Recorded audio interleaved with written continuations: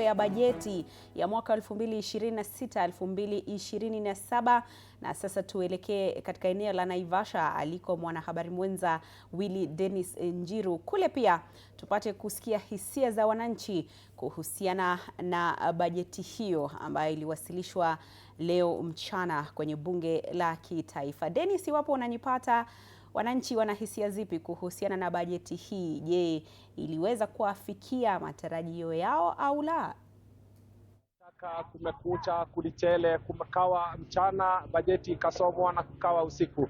Na sasa ni masaa ya wananchi kuweza kutathmini ile ambayo iliweza kusomwa pale bungeni na waziri wa fedha, ambapo elimu na afya zimeweza kutengewa kiwango kikubwa cha pesa. Na pasi kupoteza muda, niko na jamaa hapa ambaye ametoka kuchuma, na tueleze jina lako na hali kufikia sasa, wewe mtazamo wako, kwa sababu elimu imepewa pesa nyingi zaidi. Utasema nini kuhusiana na hilo?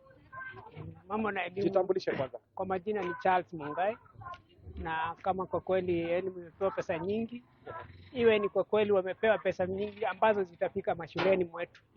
Isifike ati ni ile shilingi 95 ambazo zinapewa kila mwanafunzi, ilhali safari za viongozi wetu zinachukua pesa nyingi na hizo hazijawahi kosa, lakini za elimu unakuta wakati mwingi hazifiki kwa wakati. Sasa tungependa zile pesa ambazo zimesomwa zifike kwa ground, wanafunzi wao wakiwa wanafurahia matokeo ya zile pesa za serikali. Bila shaka, ili mwananchi akaweze kufanya kazi vizuri, ipo umuhimu wa elimu na afya kwa mwananchi. Bila shaka sekta hizo mbili zimeweza kutengewa fedha nyingi. Sijui una mtazamo upi pia, kiwango kikubwa kimetengewa mambo ya matibabu na afya ya mwanadamu. Tunamalizia.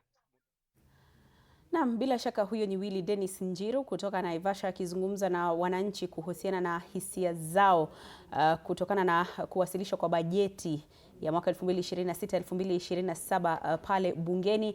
Anazidi kusema nao, tutakuwa tunarejea kwake baada ya muda usiokuwa mrefu, lakini kwa sasa tukutaarifu mengine